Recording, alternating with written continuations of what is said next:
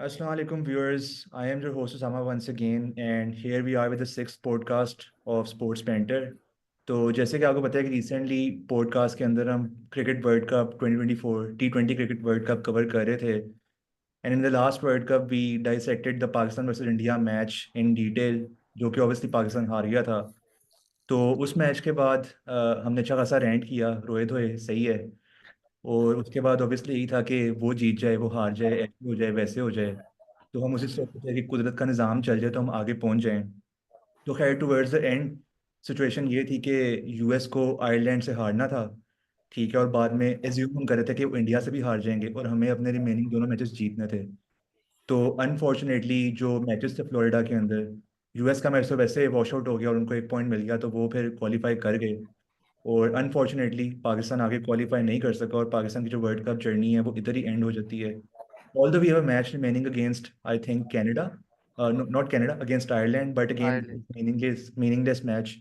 तो officially Pakistan stands as eliminated from T20 world cup 2024। तो यहाँ पे अब ये सिचुएशन है कि ऑलरेडी पंडित्स ने, फॉर्मर क्रिकेटर्स ने और काफ़ी सारे जो एनालिसिस करते हैं लोग उन्होंने बातें करना शुरू कर दी हैं कि टीम में क्या मसले मसाइल थे, क्या फिक्सेशन करनी है, कहाँ पे बेहतरी आ सकती है। तो उसमें एक ऑब्वियसली सबसे इम्पोर्टेंट पॉइंट जो सुनने में आ रहा है वो ये है कि टीम में ग्रुपिंग हो रही है, ठीक है, मुख्तलिफ ग्रुप्स में हैं। तो यहाँ पे एक काफ़ी सुनने में जो एक बात आ रही है वो ये है कि टीम में there are certain set of players who are represented by this player management corporation, और यू कैन से कि जो ऐसी कॉरपोरेशन जो कि प्लेयर्स को जो है ना उनकी ब्रांड एंडोर्समेंट्स को और उनकी ऑफ फील्ड एक्टिविटीज़ को बेसिकली वो मैनेज करते हैं। तो इस ऑर्गेनाइजेशन का नाम है साया कॉरपोरेशन। और आपने कई बार सुना होगा अहमद शहजाद के मुंह से हंसना मना है शो के अंदर के एक 8-10 का टोला है टीम के अंदर जिसको कि बाहर निकालना पड़ेगा अगर हमें टीम को इम्प्रूव करना है। तो ये 8-10 का टोला जो है अहमद शहजाद उनको रेफर करते हैं कि सारे साया कॉरपोरेशन की तरफ के वो हैं क्लाइंट्स। तो in today's video we will try to delve deeper into what this corporation is, this Saya corporation is, ये कैसे फंक्शन करती है, इनका रेवेन्यू गेन करने का मॉडल क्या है, इनका बिजनेस मॉडल क्या है, सही है, और करंटली इनके कौन कौन से प्लेयर इनके क्लाइंट्स हैं। तो ओवरऑल हमारा गोल ये होगा कि हम आप सबके लिए, आप नाजरीन के लिए हम साया कॉरपोरेशन को अच्छी तरह जो है ना आपके सामने खोल के रखते हैं कि चीज़ क्या है।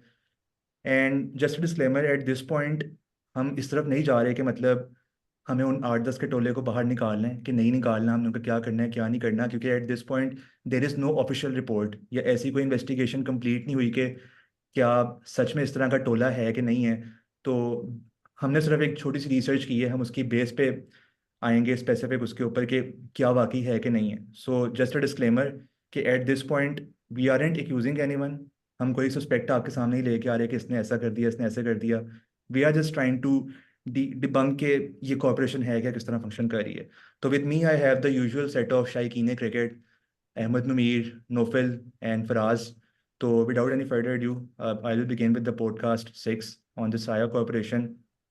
तो साया कॉरपोरेशन के बारे में अगर हम बात करें तो ये कॉरपोरेशन रफली कह लें कि 2010 या 2011 के अंदर जो है ना अराउंड दिस टाइम पीरियड ये एक फंक्शन में आई है।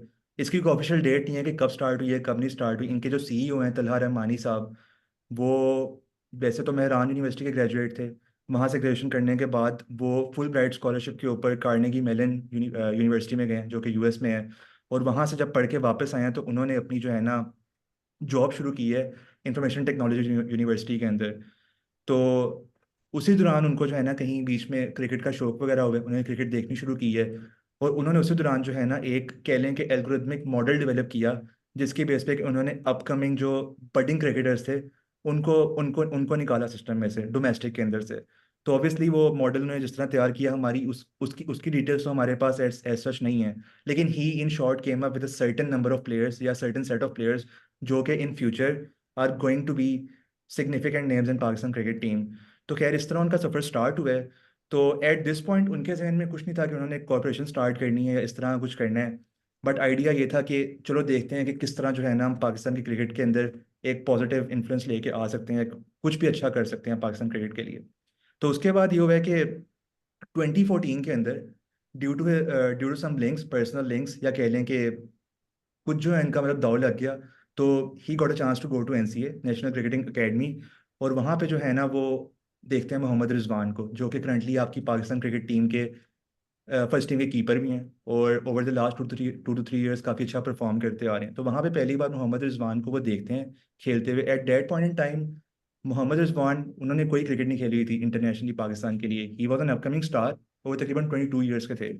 तो वहाँ पे वो देखते हैं मोहम्मद रिजवान को, उनसे जाके मिलते हैं तला रहमानी साहब, और उनको अपना प्रपोजल पिचन करते हैं कि अच्छा आप हमारे पास जो है अपने, हमें अपने आप राइट्स वगैरह दें, हम आपको मैनेज करेंगे, आपकी इमेज, आपकी सोशल मीडिया हैंडलिंग, आपके सारे कॉन्ट्रैक्ट नेगोशिएशन हम सब कुछ देखेंगे। उनको आइडिया पिचन करते हैं। And Mohammad Rizwan despite knowing के इनका पहले कोई एक्सपीरियंस नहीं है इस फील्ड के अंदर, he agrees to this. And this is the point where Saya corporation officially comes into being, या साया कॉर्पोरेशन इज बॉर्न।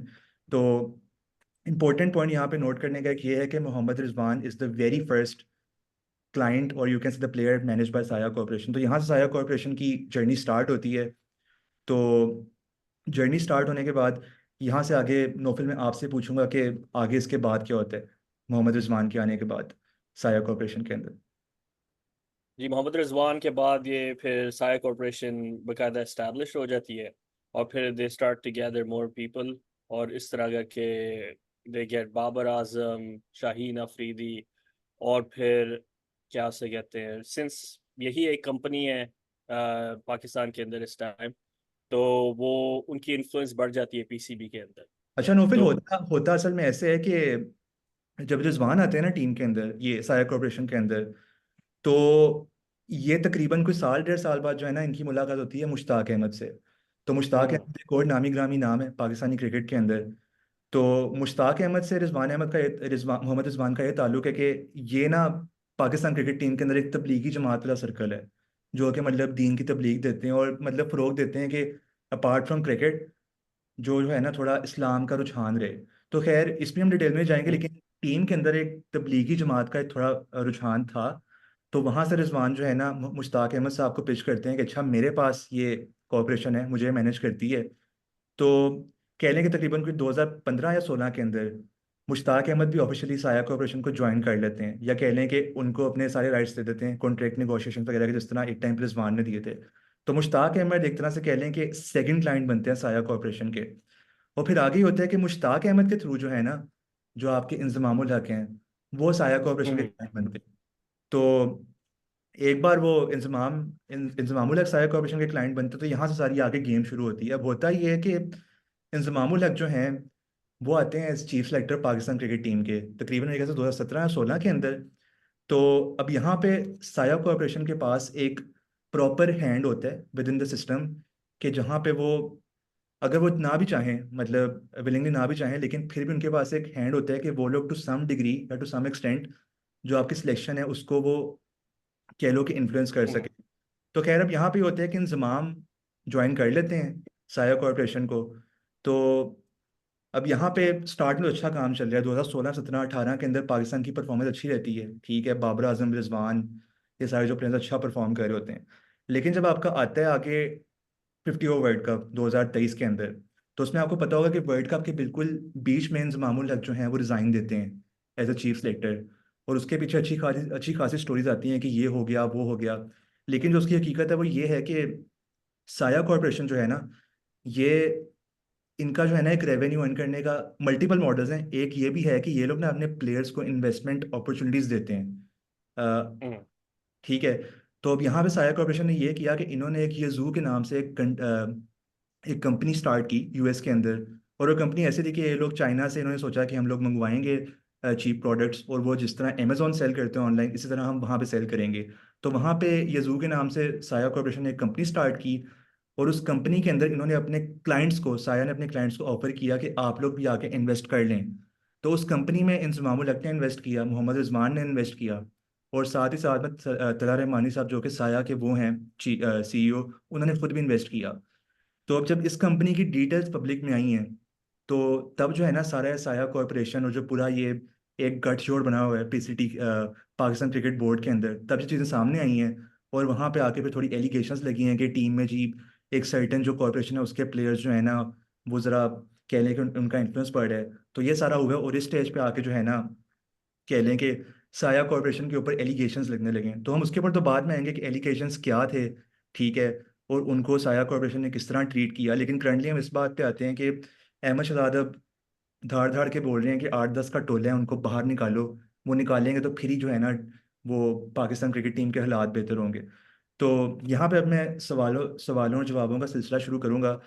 तो नौफिल, पहला सवाल मेरा आपसे ये है कि डू यू थिंक कि ये जो एजेंट्स का सिस्टम है, प्लेयर मैनेजमेंट सिस्टम है, ये होना चाहिए कि नहीं होना चाहिए? और स्पेसिफिकली हम्म। पाकिस्तान के सिस्टम के अंदर, पाकिस्तान के क्रिकेटिंग सिस्टम के अंदर आपको किस तरह, आप इसको किस तरह इवॉल्व होता हुआ देखते हैं? ये देखें जी, प्लेयर मैनेजमेंट सिस्टम जो है, this is a natural progression आपके क्रिकेट वर्ल्ड की। और जैसे जैसे बिजनेस बढ़ रहा है, हमारी पीएसएल बढ़ गई, हमारे स्पॉन्सर आने लग गए, तो ये नेचुरल प्रोग्रेशन होनी होनी थी। बेशक साया ना आती, कोई और आ जाती कॉरपोरेशन, क्योंकि जैसे जैसे आपको स्पॉन्सर्स आ रहे हैं, प्लेयर्स को तो जाहिर बात है इतना कुछ नहीं पता है इन सारी बिजनेस डील्स का। इनके लिए पहले कोई डेजिग्नेटेड मैनेजर्स वगैरह होते थे, लेकिन अब बाकायदा कॉरपोरेशन है जैसे साया है, वो सब कुछ डील करती है आपके लिए। तो this is inherently not a bad thing in my opinion. लेकिन बुरी बात ये होती है कि जब आपके पास सिर्फ एक कॉरपोरेशन हो पूरी मार्केट के अंदर, और वो मोनोपोली जब बना ले, तो फिर ये नेगेटिवली इन्फ्लुएंस करती है आपकी क्रिकेट बोर्ड को, सिलेक्शन को, और सब कुछ। तो इस टाइम जो है, सिर्फ हमारे पास एक इस्टेब्लिश कंपनी हमें जो पता है वो साया है, और उसके पास ही हमारे टॉप प्लेयर्स हैं, और कोई और ऐसी कॉरपोरेशन एज इन कंपटीशन नहीं है। तो जितनी देर ये कंपनी चलती रहे, और जैसे कि आपने एक्सप्लेन किया इंजमामुल हक का इन्फ्लुएंस कितना रहा है साया का इन पे, तो मेरे मेरा ओपिनियन के मुताबिक ये this is a very bad thing कि जी आपकी कॉरपोरेशन इतना इन्फ्लुएंस कर रही है आपके पीसीबी के ऊपर, सिलेक्शन बोर्ड के ऊपर। तो फिर ये सिर्फ आपके बंदे जो आ रहे हैं वो सिर्फ साया कॉरपोरेशन की तरफ से आ रहे हैं, और बाकी सारा टैलेंट जो है ओवरलुक हो रहा है इसकी वजह से। तो ये वो फिर एंड पे बात वही आ जाती है कि सिफारिश की बात। तो जो आपने बात की है कि जी इसको इवॉल्व होता देख रहा हूँ मैं, तो मेरा जहाँ तक ख्याल है, अगर हम इसको चेक में ना रखें तो कॉरपोरेशन बढ़ती जाएगी और मोनोपोलाइज करते रहेंगे, और रिफ्ट्स बढ़ेंगे प्लेयर्स के दरमियान। क्योंकि अब देखें, अहमद शहजाद ने जो कहा कि टोला बना हुआ है कुछ लोगों का, तो इस तरह करके वो और लोग लेते जाएंगे, और जो लोग कॉरपोरेशन तक नहीं पहुंच सकते वो फिर बेचारे रह जाएंगे पीछे। तो मेरा जहाँ तक ख्याल है और सजेशन है कि जी गवर्नमेंट को क्या करना चाहिए, पहले तो उनको ये, पहले मैं बिग पिक्चर की बात करता हूँ। तो बिग पिक्चर ये होनी चाहिए कि जी वो इन बिजनेसेस को प्रमोट करें कि और कॉरपोरेशंस बने, और उनके लिए आसानियाँ पैदा करें कि जी आप कॉरपोरेशन बनाएं और हमारे प्लेयर्स मैनेज करें, ताकि ये ना हो कि जी आपकी सिर्फ साया कंपनी जो है, और साया भी हो जो भी कॉरपोरेशन हो, वो सिर्फ एक मोनोपोली बने। ताकि कॉरपोरेशन जब एक दूसरे से compete करेंगी तो हर किसी को चांस मिलेगा, और फिर हर प्लेयर जो है कम से कम किसी मैनेजमेंट के कॉरपोरेशन के साथ रिलेट होगा।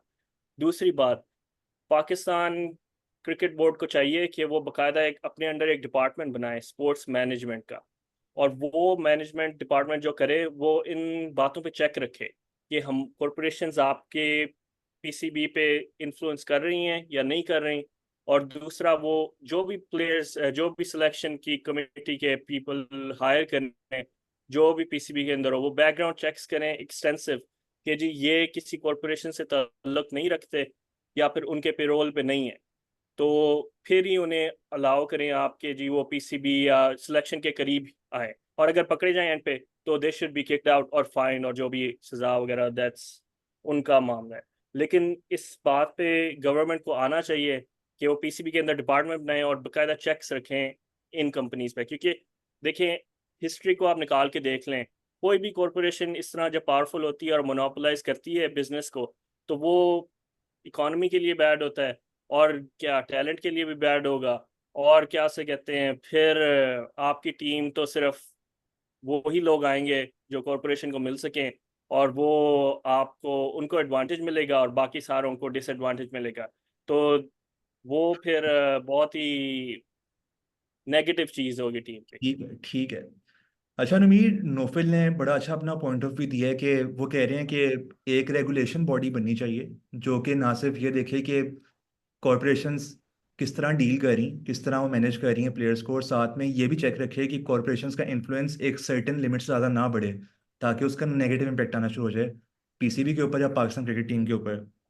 तो नबी, मेरा आपसे अब ये सवाल होगा कि लेट्स से कि you are a young budding player, ठीक है, और आप कह रहे हैं कि आप पाकिस्तान टीम में आने वाले हैं, या देर इज स्पेकुलेशन के there is only a matter of time कि आप पाकिस्तान टीम में आ जाएंगे फर्स्ट टीम के अंदर।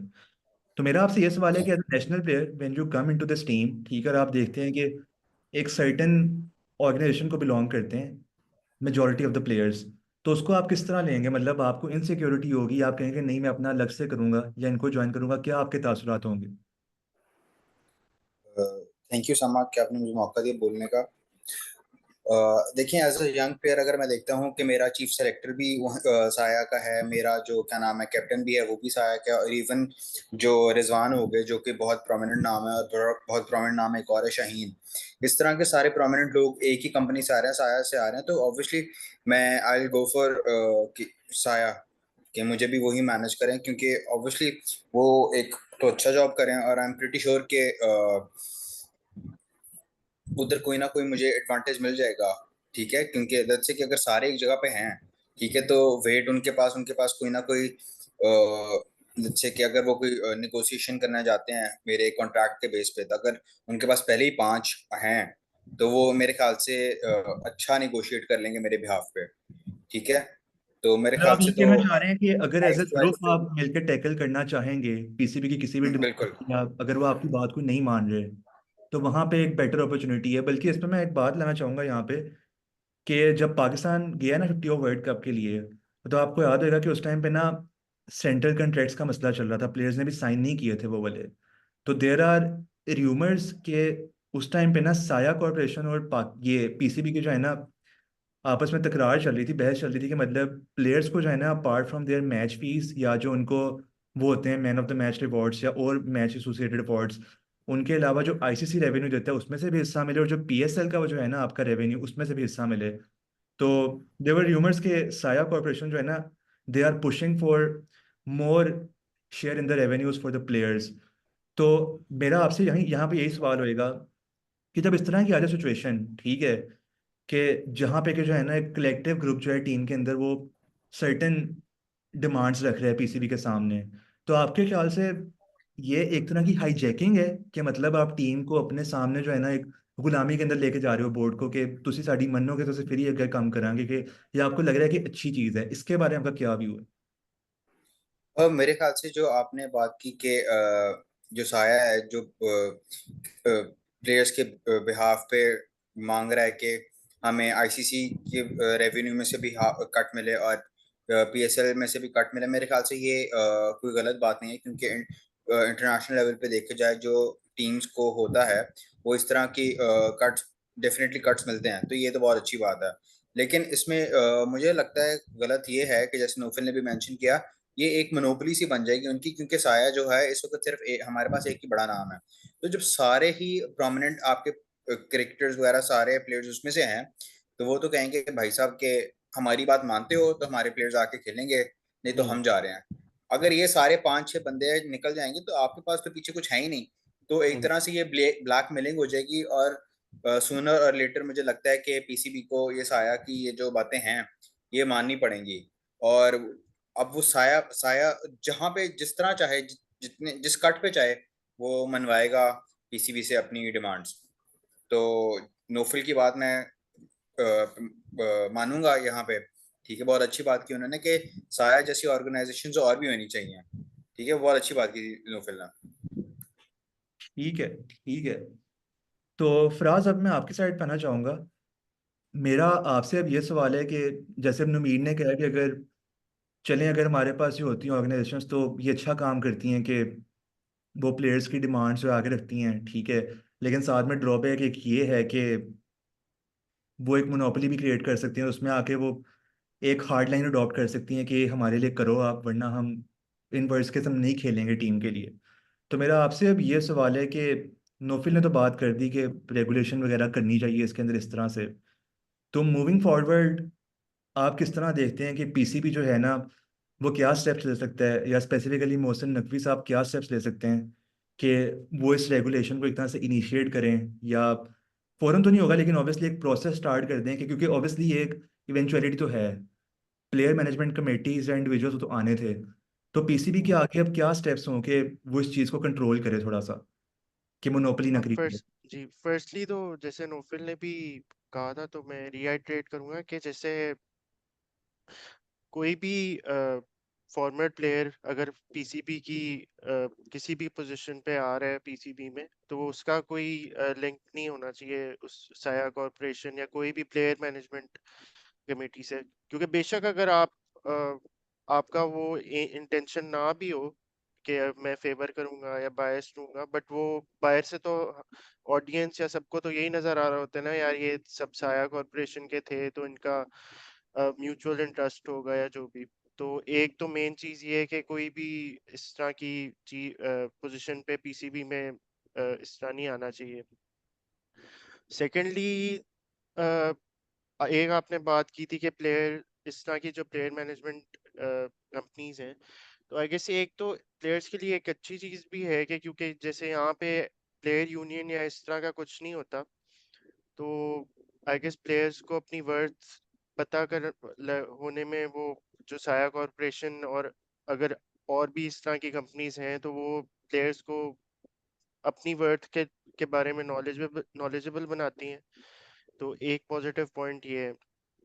जहाँ तक मोनोपोली की बात है, इसको अब जैसे मेरे ख्याल से तो अभी करंटली तो मेन स्ट्रीम में तो साया कॉरपोरेशन ही है, तो अगर उसके 6-7 प्लेयर्स हैं भी तो और किसके हो सकते हैं? मतलब इस साया कॉरपोरेशन के अलावा तो मेरी नज़र में तो कोई प्लेयर मैनेजमेंट कंपनी की ना तो मैंने सुना है।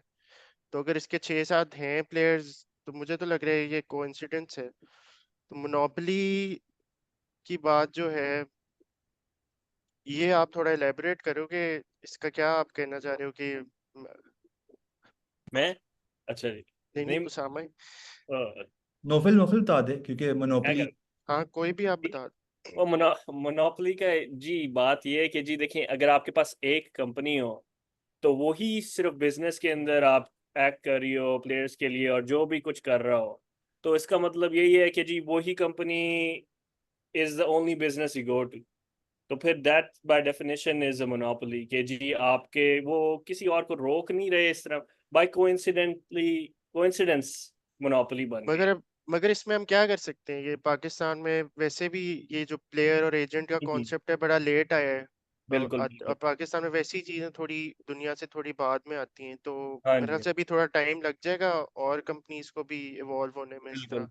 नहीं नहीं, वही वही बात ये है कि जी उनको दैट्स वाई, इसलिए मैं कह रहा था कि जी वो बिग पिक्चर बात है कि जी आपकी दूसरी कंपनीज आए, लेकिन अभी के लिए एक्शनेबल आइटम्स यही हो सकती हैं कि जी आप उनका जो कंट्रोल है क्रिकेट बोर्ड के ऊपर वो कम करें as far as the government goes. But वो कंट्रोल तो प्लेयर्स के थ्रू कर रहे हैं ना, जो उनके प्लेयर्स हाँ कॉन्ट्रैक्टेड हैं उनके साथ। वो तो तो है, लेकिन देखें अब 2023 में वो पिछला साल ही था वो इंजमामुल हक का जो सीन हुआ, तो इस तरह के और भी प्लेयर्स एक्टर्स होंगे क्रिकेट बोर्ड के अंदर।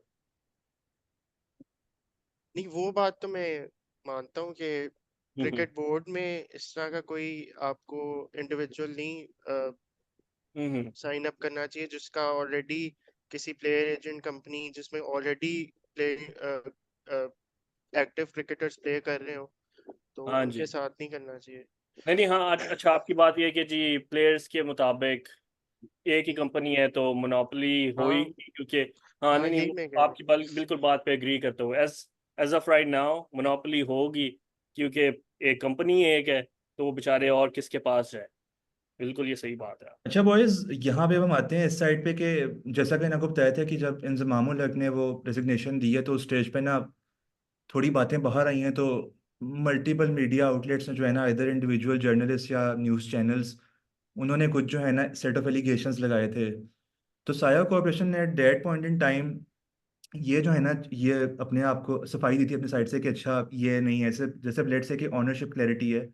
तो यहाँ पे वो कहते हैं कि none of the current and former players own any share in Saya corporation, nor do we share any benefit of our earnings or dividends in the company with any former or current players.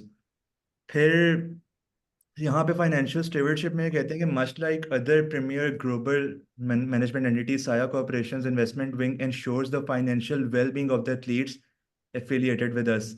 और फिर अगर आगे हम देखें earnings transparency में, we do not partake in any of the earnings of the players on the PCB. This includes players salaries, match fees, one day internationals, T20 internationals and PSL। तो मेरे ख्याल से अगर हम इसको देखें तो वो ये बता रहे हैं कि चलो ठीक है, प्लेयर्स की हम नहीं लेते या इस तरह से सैलरी या उनकी मैच उसमें से कुछ नहीं लेते।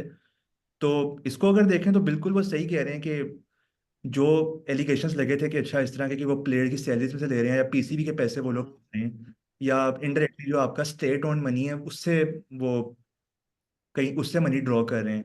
तो उन्होंने यहाँ पे क्लियर किया, बट आई स्टिल थिंक कि चीज़ें जो है ना काफ़ी ट्रांसपेरेंट नहीं है। मतलब उन्होंने एक तरह से यहाँ पे आके ये दे तो दिया, अपनी अपनी साइड ऑफ स्टोरी बता तो दी है, लेकिन स्टिल आई थिंक कि अगर इन फ्यूचर इसके ऊपर प्रॉपर इन्वेस्टिगेशन होती है तो चीज़ें और भी काफ़ी सारी बाहर आ सकती हैं इसके अंदर।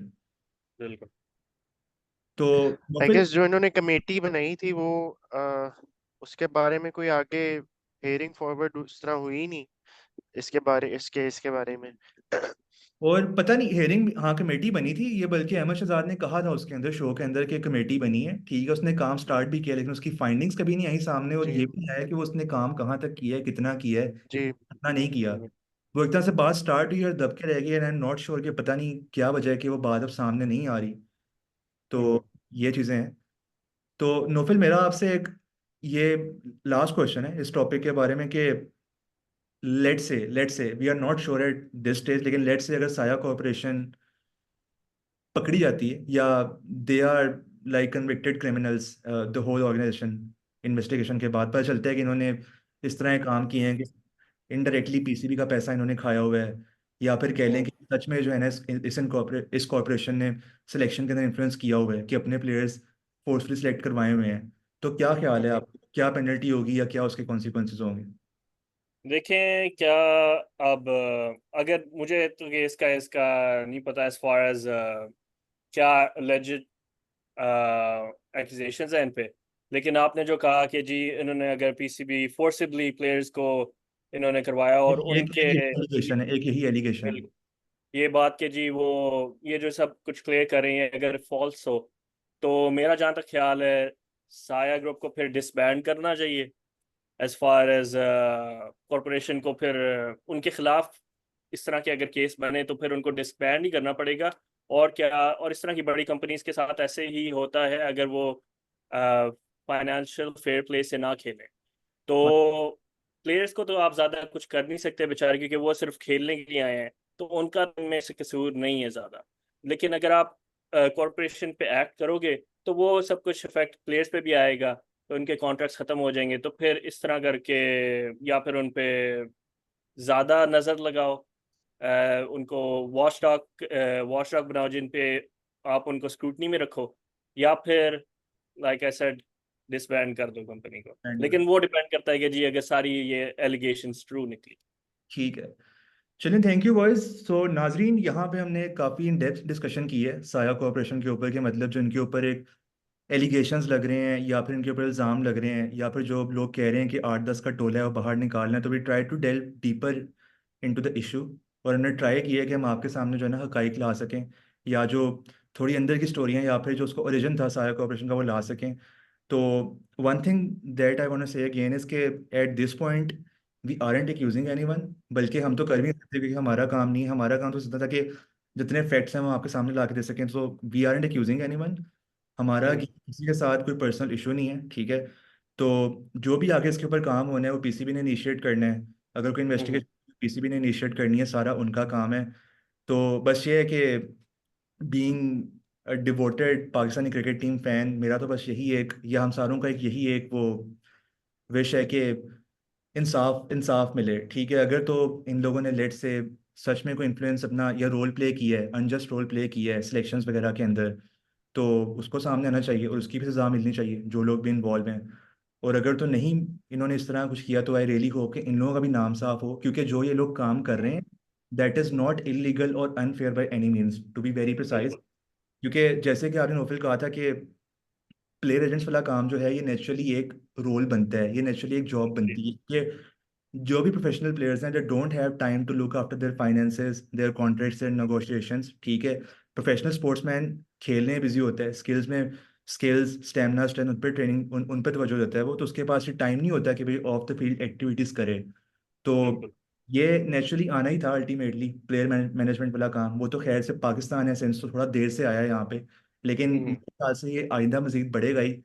तो कमिंग टूवर्ड्स योर पॉइंट, एक बार ये इन्वेस्टिगेशन हो जाए, ठीक है, इसकी बात सामने आए, तो for future we are suggesting PCB के ये रेगुलेटरी बॉडीज बनाएं जो कि बिल्कुल। इनको प्रॉपर मैनेज करें, इन मैनेजमेंट ऑर्गेनाइजेशंस को, ना कि इनको एक एज ए मोनोपोली फंक्शन करने दें। तो with that we would like to close the podcast 6. Thank you so much, boys, once again for your presence. And for you viewers, please don't forget to subscribe our channel, Sports Panther. Thank you for watching and see you all in the next one.